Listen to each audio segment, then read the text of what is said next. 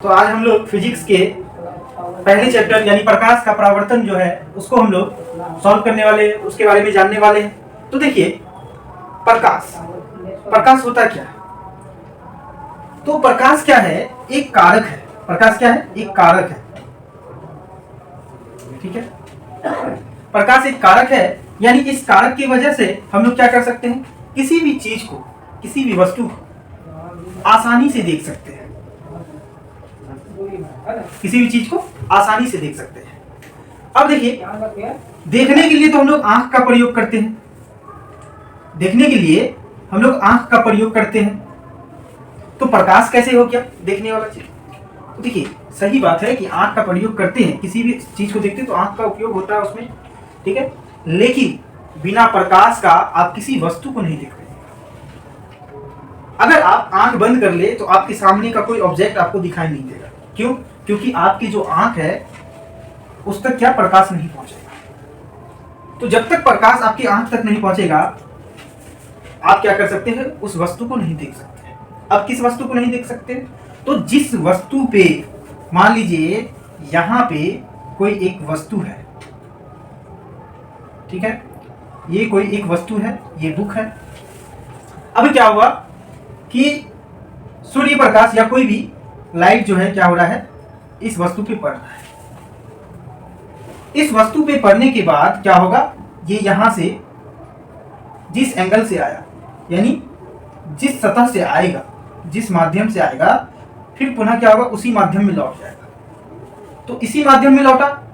अब देखिए, मान लीजिए यहां हम लोग है, यहां से हम लोग किसी चीज को देख रहे हैं, तो हम लोग की आंख तक क्या हुआ? इस वस्तु का, ये जो बुक है, इसका प्रकाश क्या हो गया? हम लोग की आंख तक आ गया। तो इस वस्तु का प्रकाश हमारी आंख तक आया, यानी हमारी आंख के जो अंदर रेटिना होता है, जिसको हम लोग दृष्टि पटल कहते हैं, उसके अंदर किसका चित्र बनेगा? तो इस बुक का ही चित्र बनेगा। यानी हम लोग उसी चीज को देख सकते हैं जिस चीज का प्रकाश हमारी आंखों तक आएगा, और किसी दूसरी चीज को नहीं देख सकते। अब देखिए, क्या हम लोग अपने पीछे वाली चीज को देख सकते हैं? नहीं देख सकते। क्यों? क्योंकि हमारा आंख आगे है और हमारी जो पीछे वाली वस्तु है उसका प्रकाश हमारे आंखों तक नहीं आ रहा। लेकिन हाँ, अगर आप आगे सामने मिरर लगा दीजिए तो पीछे वाली वस्तु को भी देख सकते हैं। क्यों? क्योंकि पीछे वाली वस्तु का जो प्रकाश होगा वो मिरर में जाकर के जो है रिफ्लेक्शन होगा, उसके बाद हमारी आंख तक आएगा। तो हम लोग क्या करेंगे? मिरर में जो चित्र बना हुआ दिखाई देगा, तो पीछे का भी आपका चित्र आएगा और उस मिरर का भी चित्र आएगा। यानी हम लोग उस मिरर को भी देख लेंगे और उस मिरर के अंदर जितने भी चित्र बनेंगे उनको भी देख लेंगे। तो ये रिफ्लेक्शन का काम है, परावर्तन का काम है। तो प्रकाश क्या होता है कि किसी भी समतल सतह पे क्या करता है? रिफ्लेक्शन करता है, यानी परावर्तन करता है। तो देखिए, हम लोग प्रकाश के बारे में जान रहे थे। तो प्रकाश क्या है? प्रकाश एक प्रकार का कारक है, एक प्रकार का ऊर्जा है, जिसकी सहायता से हम लोग क्या कर सकते हैं? किसी भी वस्तु को आसानी से देख सकते हैं। तो हम लोग क्या लिख सकते हैं? प्रकाश का परिभाषा लिख सकते हैं। प्रकाश वह कारक है जिसकी सहायता से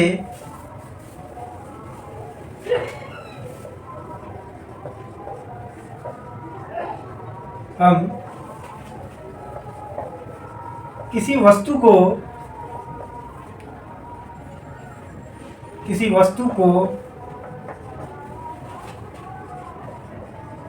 देख सकते हैं। तो अब देखिए, हम लोग क्या लिखे कि प्रकाश वह कारक है जिसकी सहायता से किसी वस्तु को देख सकते हैं। अगर अभी आप लाइट बंद कर दीजिए तो क्या आपको रात में, अभी रात के समय अगर आप लाइट बंद कर दीजिएगा तो क्या आपको कुछ दिखाई देगा? नहीं देगा। क्यों? क्योंकि हमारी आंख तक क्या होगा? प्रकाश नहीं आ पाएगा। तो उससे क्या होगा? कोई भी अगर जो वस्तु हमारे सामने है, तो इस वस्तु का क्या होगा?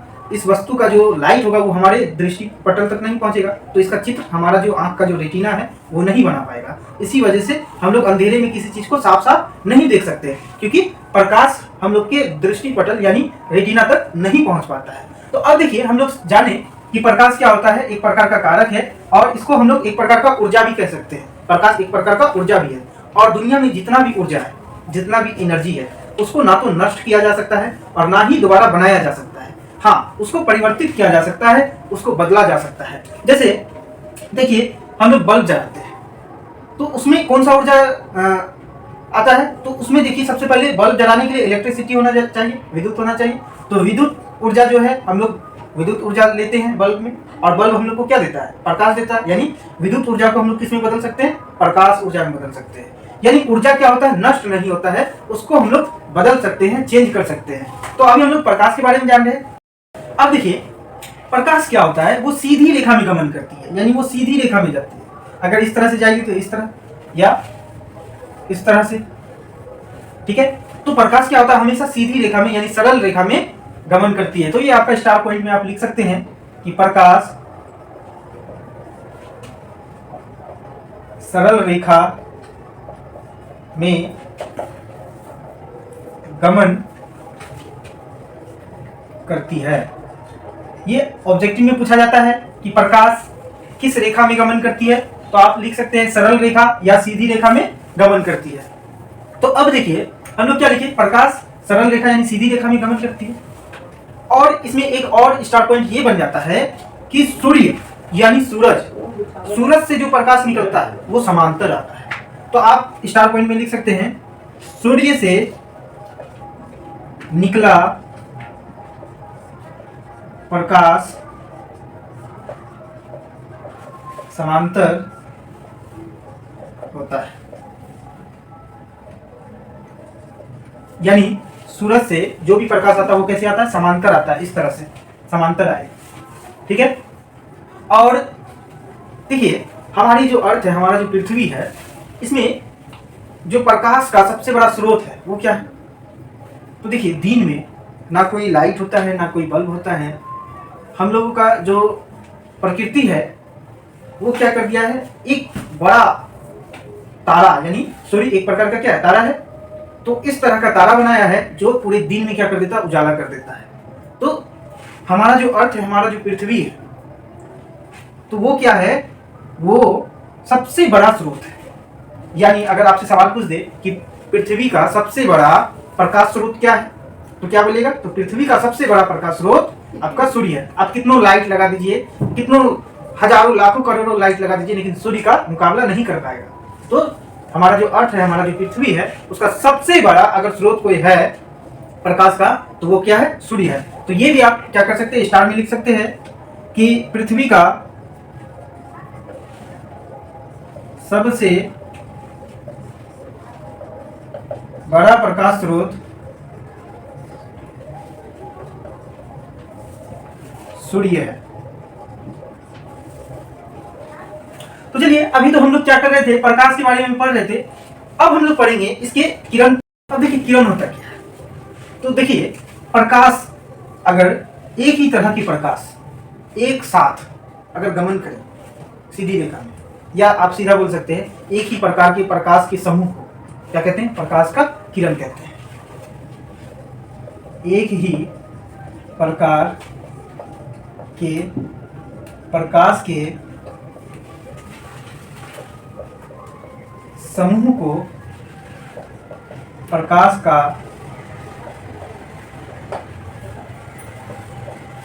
किरण कहते हैं। तो अभी आप क्या देखें कि किरण के किसको कहते हैं? यानी एक ही प्रकार के अगर प्रकाश अगर समूह में यानी एक साथ झुंड में रहे तो उसको क्या बोलेंगे? प्रकाश का किरण कहेंगे। यानी कभी देखते होंगे आप कि एक किरण ऐसा पड़ रहा है कि उसमें कई सारा चीज, कभी आप हल्का आंख बंद करके किसी लाइट की तरफ देखिएगा या सूरज की तरफ देखिएगा, तब आपको पता चलेगा कि एक किरण में भी बहुत सारा जो है लाइट पड़ता है, यानी बहुत सारा प्रकाश आता है। प्रकाश को क्या कहते हैं? लाइट, इंग्लिश में लाइट कहते हैं। तो बोलते हैं हम लोग कितना लाइट पड़ रहा है, तो वही हुआ, वो क्या हो रहा है? किरण है। यानी एक झुंड में आ रहा है एक ही तरह का प्रकाश, तो वो आपका क्या कहलाएगा? किरण कहलाएगा। अब किरण, तो किरण भी क्या होता है? किरण का भी समूह होता है। तो देखिए किरण के समूह को किरण पुंज कहते हैं। तो हम लोग क्या लिखेंगे? किरण पुंज। तो किरण पुंज लिख करके डैश देंगे। तो किरणों के समूह को क्या कर देंगे? किरण पुंज कहेंगे। तो लिखेंगे किरणों के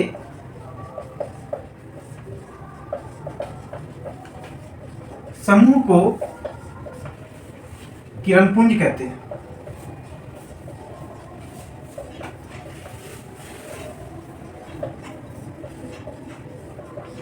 किरणों के समूह को क्या कहते हैं? किरण पुंज। देखिए इजी है, प्रकाश के समूह को किरण कहेंगे, किरणों के समूह को किरण पुंज कहेंगे। अब देखिए किरणपुंज जो है वो 3 प्रकार के होते हैं। तो अब जो है तीनों प्रकार के किरणपुंज के बारे में हम लोग जानेंगे। तो देखिए किरणपुंज होते हैं 3 प्रकार के। तो पहला जो होता है वो होता है अपसारी किरणपुंज।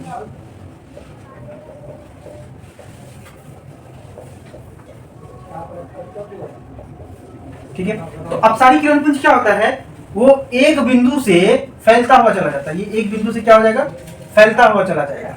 ठीक है, एक बिंदु से फैलता हुआ चला जाएगा, तो इसी को क्या कहेंगे, अपसारी किरणपुंज कहेंगे। जो एक बिंदु से क्या हो जाएगा, फैलता हुआ चल जाएगा और इनके किरणों के बीच की दूरी क्या होगी, बढ़ते जाएगी। यानी जैसे जैसे किरण आगे जाएगा वैसे वैसे इसका दूरी भी क्या होगा, बढ़ते जाएगा।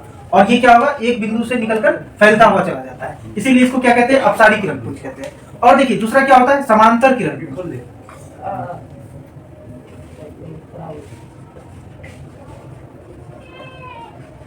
तो देखिए समांतर किरणपुंज क्या होता है, तो इनके जो किरणों के बीच की दूरी होती है वो समान होती है। यानी अगर इन दोनों के बीच में 5 मीटर का गैप है तो इसमें भी 5 मीटर का होगा। अगर 5 सेंटीमीटर का रहेगा इसमें, तो इसमें भी 5 सेंटीमीटर का। अगर ये 10 सेंटीमीटर का दूरी में है तो ये भी 10 सेंटीमीटर। यानी इसका जितना भी किरण होगा सब क्या होगा, बराबर दूरी में जो है आगे की ओर जाता जाएगा। ठीक है, अब तीसरा क्या होता है, तीसरा होता है अभिसारी किरणपुंज।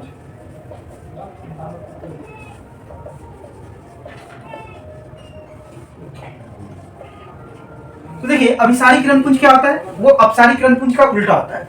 जैसे अपसारी में क्या था, एक बिंदु से फैल रहा है, और अभिसारी में क्या होगा, एक बिंदु में आकर के मिलता हुआ प्रतीत होगा। यानी ऐसा लगेगा कि वो किरण क्या हो रहा है, एक बिंदु में आकर के मिल रहा है। ठीक है, ऐसा लगेगा कई सारा किरण ये क्या हो रहा है, यहां से जा रहा है और इस बिंदु में आकर के मिल रहा है, इस बिंदु में आकर के मिल रहा है, इस बिंदु में आकर के मिल रहा है, ये भी इस बिंदु में आकर के मिल रहा है। तो अभिसारी किरणपुंज क्या होगा, वो एक बिंदु में आकर मिलता हुआ प्रतीत होगा। अपसारी क्या होगा, एक बिंदु से फैलता हुआ चला जाएगा।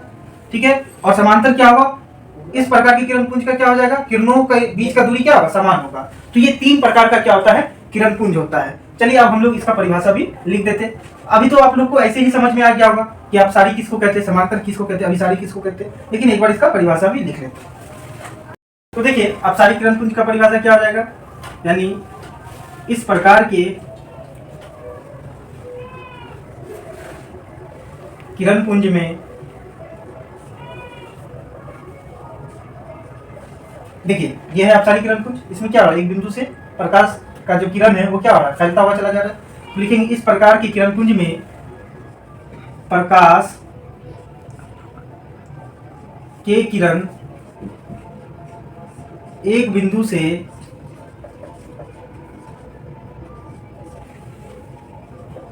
निकलकर फैलती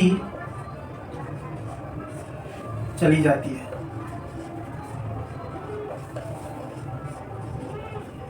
देखिए क्या हो रहा है, एक बिंदु से निकलकर फैलता हुआ चला जा रहा है, तो इसीलिए हम लोग लिखे कि इस प्रकार की किरणपुंज में प्रकाश की किरण एक बिंदु से निकलकर फैलती चली जाती है। तो इसी को क्या कहेंगे हम लोग, अपसारी किरणपुंज कहेंगे। अब क्या है अभिसारी किरणपुंज। दूसरा नंबर क्या था आपका, समांतर किरणपुंज। तो लिख देते हैं,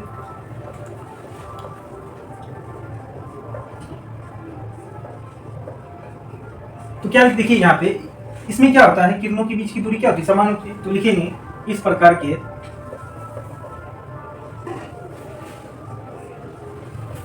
किरणपुंज में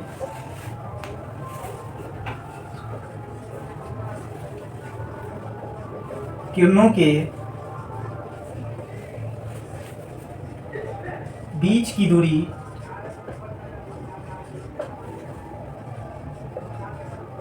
समान होती है।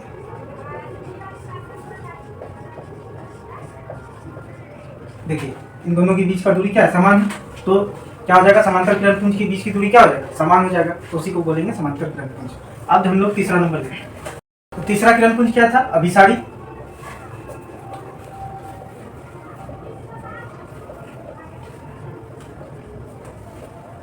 तो देखिए अभिसारी किरणपुंज है, इसमें क्या हो रहा है, प्रकाश का जो किरण है वो एक बिंदु में आकर मिलता हुआ प्रतीत हो रहा है। तो हम लोग क्या लिखेंगे, इस प्रकार के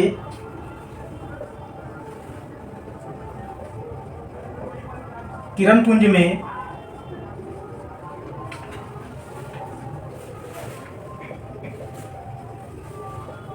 प्रकाश के किरण एक बिंदु में आकर मिलती हुई प्रतीत होती है। देखिए यहाँ पे क्या हो रहा है, एक बिंदु में आकर मिलता हुआ प्रतीत हो रहा है, इसीलिए इसको क्या कहेंगे, अभिसारी किरण पुंज कहेंगे। तो देखिए आज के लिए यहीं तक रहने देते, और नेक्स्ट वीडियो में इसके बाद जो हम लोग पढ़ेंगे प्रदीप्त वस्तु और अप्रदीप्त वस्तु, यानी दीप्तिमान वस्तु और अदीप्तिमान वस्तु के बारे में।